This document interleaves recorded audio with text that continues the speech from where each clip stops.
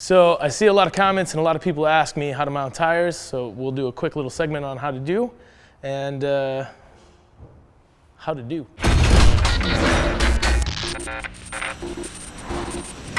Okay, so yesterday we got the angle kit in, done, ready to go. And then I started working on the cockpit to get everything to fit me.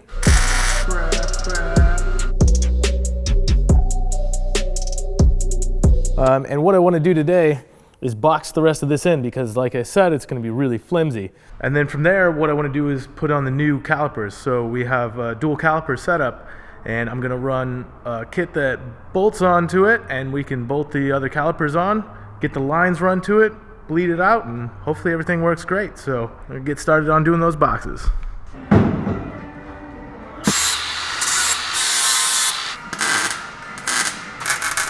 Okay, so I've got everything boxed where I needed it, and it's pretty tough, so I think I'm done here.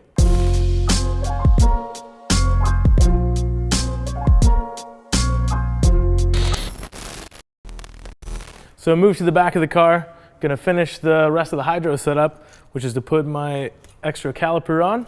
So what I gotta do is pull all this stuff off, pretty much everything that's here, and then get the shroud off, clean everything up, bolt this on, so this caliper will actually sit in place still. This will be the rear brake, and then we'll add another caliper from Wilwood that'll be sitting right about here, and that's going to be a separate setup for just the hydro. To get started, I got to pull everything apart and get right after it.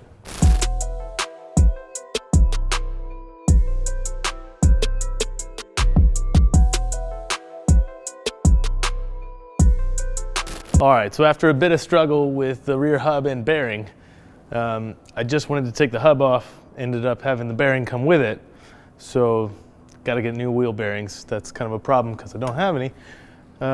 So I pulled it all out, got it ready to go while I'm waiting on the new bearings. Put it on just out of excitement because I wanted to see how it fit. And it looks like everything's going to work out well. So I'll pick it up tomorrow when I get the new bearings.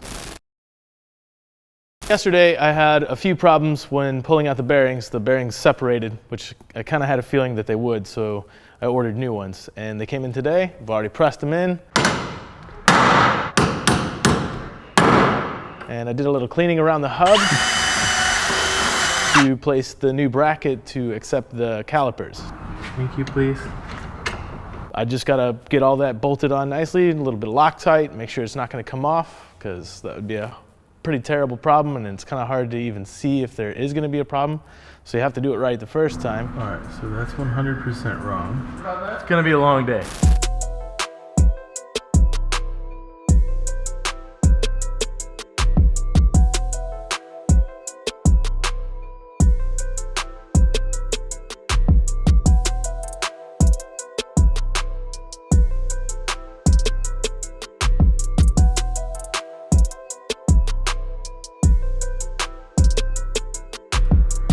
So I've had better days than this.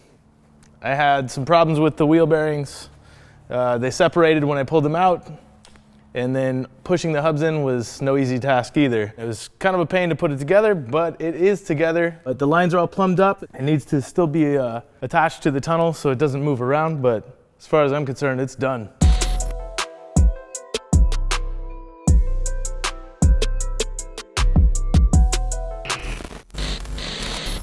So we're moving on to part of a painstaking process, which is all the plumbing.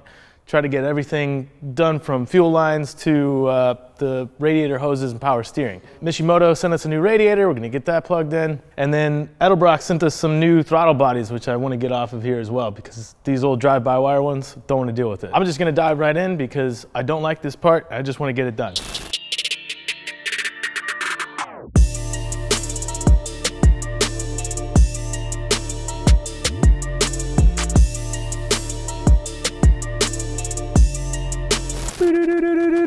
After a little bit of struggle with some of the lines, we got everything mocked up. The fuel rails were a little bit difficult to get to because they're underneath here, but it makes for a really clean fit. But it was really hard to get to back here with the motor installed. But it's taken care of, everything looks clean. From all the fuel lines and stuff, what we're gonna do now is move on to the radiator.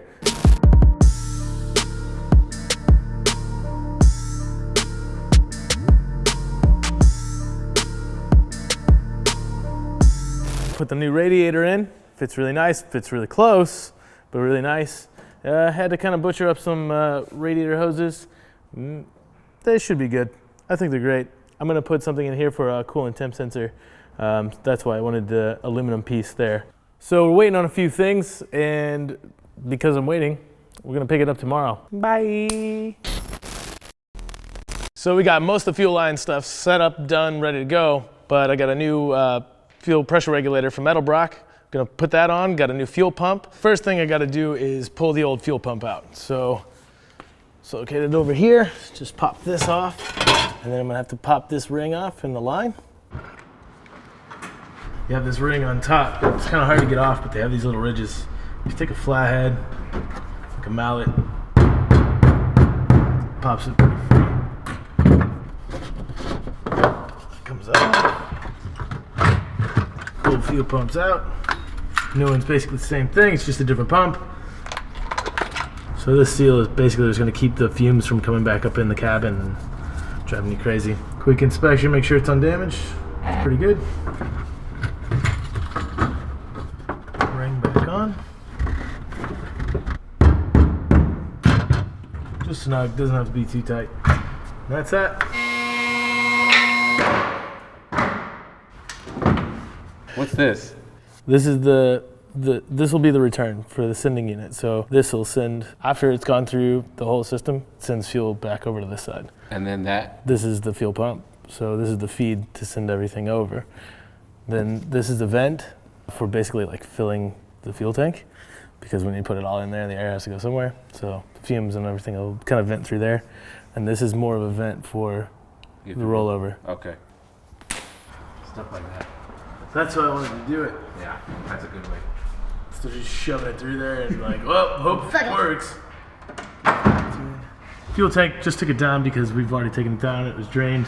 It made it easier, just nicely run this rather than shoving it up there and hoping for the best and making it pinched or something like that. I wanted to just make sure that it was going to be perfect. So it was pretty simple. It only took a few minutes, and now I just have to run it to the fuel filter, and that's basically that for the feed line.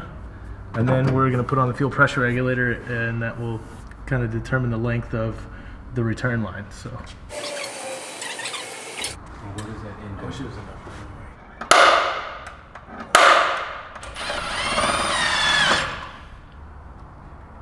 Pretty much finished up all the fuel lines, mounted the fuel pressure regulator. It's kind of an awkward spot, but it should work really well. Just because of the way the fuel rails had to work out, the return line's going to come out through here, go in through here, then out and underneath. So this is the finished part of the top. Should be clear, and then just got to run this all the way back to the tank, and that's it for fuel.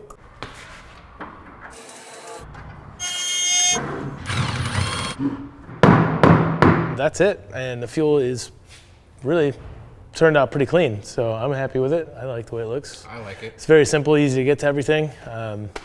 Easy access for the fuel filter in case we need to replace that, and if we had to pull the motor for any reason, it's just two lines that are very accessible, so it's really not bad. So I'm gonna hook up the last line and we're done.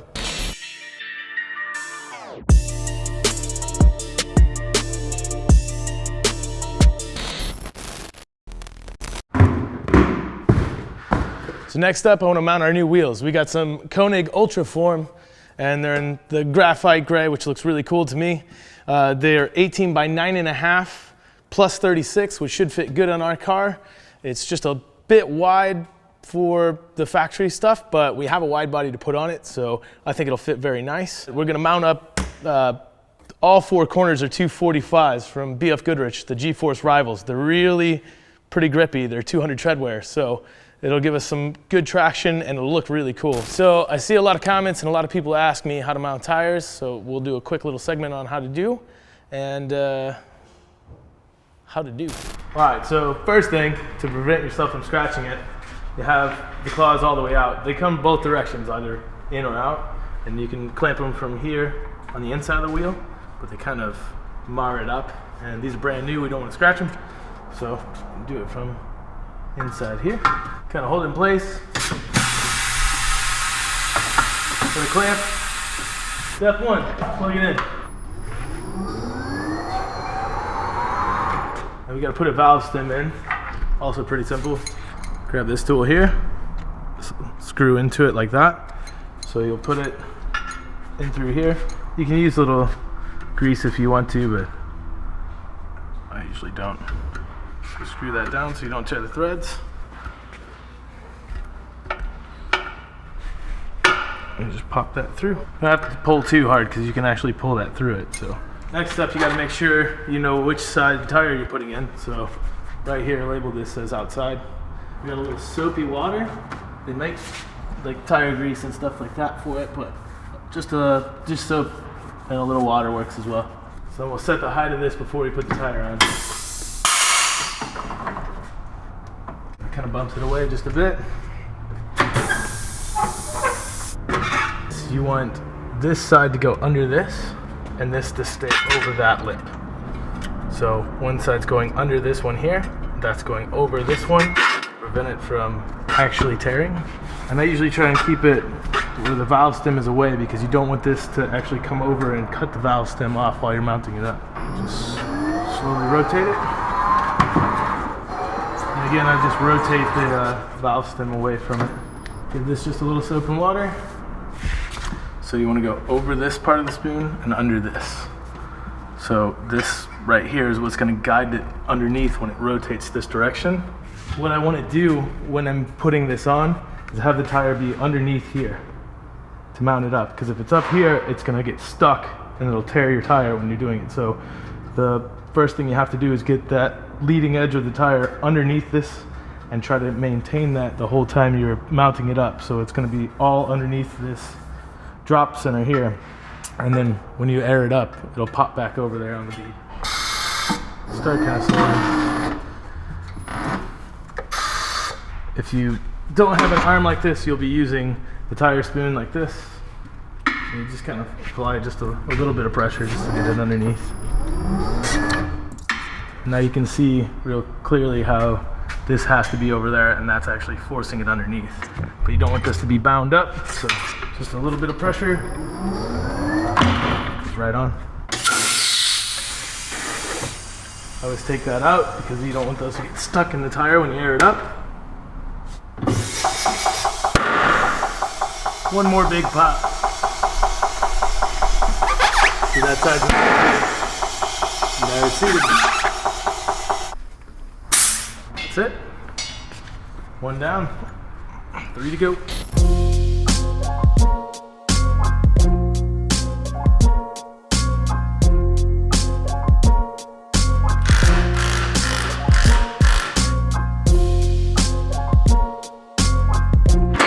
Perfect. All right, so I've just got the new wheels on. They look fresh.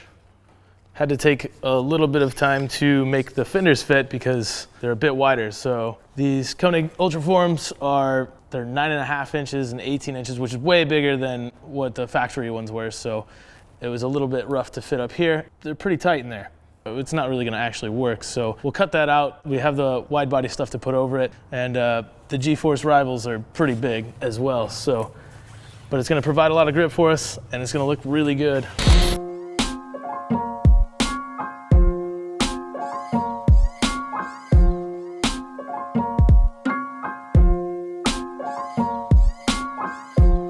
Took a look at the car on the ground, it looked good.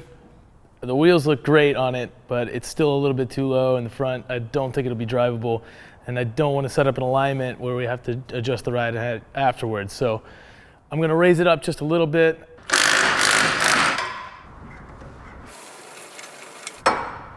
And also want to put in the new brake pads while we're in there. So I got the caliper off, taking the old pads out. And one of the reasons we chose the M3 is because it's got bigger brakes than your factory, the 3 Series car. So it's already bigger, better stopping power, but we want to put some more high performance pads in it as well, just to give it a little bit more bite when we're trying to stop.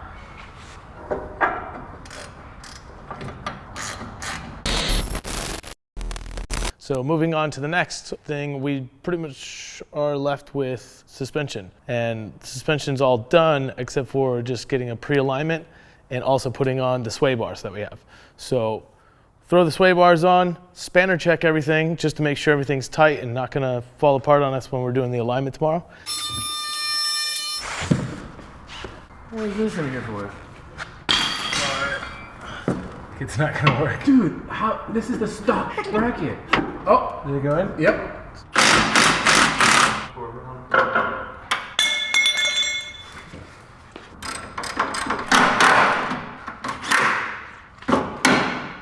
We fitted the new sway bars, which was kind of a task. Sway bar, all of that. We're ready for the Wonder Aligner guys to show up tomorrow and get everything aligned. And we're in a good position then to move on to the next part. All right, so we got the pre-alignment kind of done, but now I need a real alignment. So I brought my friend Graham. How's it going, buddy? Hey, Dan. I can tell you about my setup a little bit, and you can tell me about how to set this up and Sure. kind of what we want to do. As you see, we have an E36 M3. We're going to do road racing and drifting, but as for me, I prefer to do more of a road race setup, even in drifting, just because I like the speed of it and everything else. I'll fight it rather than have just an easy drift setup. So I prefer to do more of a road race. So let's walk through what we got to do, what the steps are to get a road race setup on Perfect. this thing. Just grab it by the two red handles right here and throw it on. So you can kind of eyeball it before it goes on of, you know, kind of where it needs to sit, but it'll just need a little fine tuning. So center of the hub, tight, push it down. So let's see how good you eyeballed your toe. You flip this laser around to the back, Don't judge me, man. and we're getting a reading of 4.25. That is cool. And then Really we'll like just do that. the same on the other side. Woo! And we got 16. So we got a little bit of work to do to center the steering Way rack. And now we have no binding in the steering. We can. Man, that was really smooth. Cool thing about the lasers is you can just make the numbers the same. Exactly. So you can center it, and you can see the steering wheel is not too far off. How's that? It's pretty good. So we have like a little degree wheel down here. Yeah. So what you need to do is turn the wheel 20 degrees, hit 0, turn it back the other way 20 degrees, and it'll give you a caster reading. A little bit more. That's it. And stop. How's that? For same. 450. Yeah. Chassis straight. Chassis straight. For a car that we got off Craigslist, I'm pretty happy that has straight front end. Okay, so do you want to try to match the camber? Yeah, I would say let's try and match the camber. So we need to drop the strut down a little bit, loosen these up. So yeah, for those of you that don't know, the camber adjustment would be this way on these top hats. Maybe jack it up just a little bit. We'll take a little bit of weight off of it. There we go. Yeah. There it is. All right, so let's put it down. And we can probably go past what we need and pull it out. Sure. Or just leave it where it's at. Because it's right on. Yeah. As it sits, where are we sitting at in camber? 1 degree in the back. I think that's a good setup for a car that's going to do a little bit of grip and drift. Yeah. For grip, you'd want more camber. Yeah, a little bit more, maybe closer to like 1.5 or maybe even 2. You know, obviously it'll depend on the tire, but for drifting, typically you guys will run 0 or even positive. Yeah. So I think -1 is a good. And that's for the squat and the chassis and Right. everything else. So I I think think- we're at a happy medium. Yeah, I think 1 degree is a good compromise.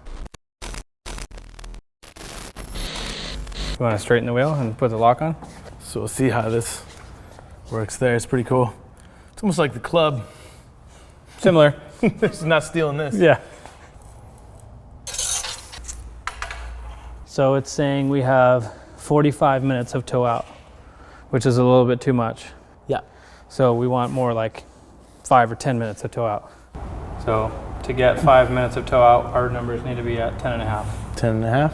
So you can see here, this is 10.5. That's where the laser's hitting. Quick adjustment on the toe. Just one twist of the wrist. 10.5. Man, you almost nailed it right on the first shot. 5 minutes. Where's that little mark? Right there. Yeah, 5. Perfect. Perfect. Just repeat the same steps on the back. Yeah. Damn, Dan, you're close.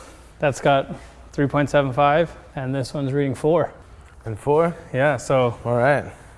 square left to right is pretty good. So saying I got good eyeballs. That's good. It's all the experience of fixing crashed FD cars at the track. Crash cars only have 5 minutes. Like, this alignment is good enough. That was pretty quick. Yeah, we're done. Pretty cool.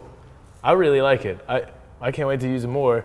This is more precise than I would ever use on my own car, like most of the time. So this might be the best car I've ever driven.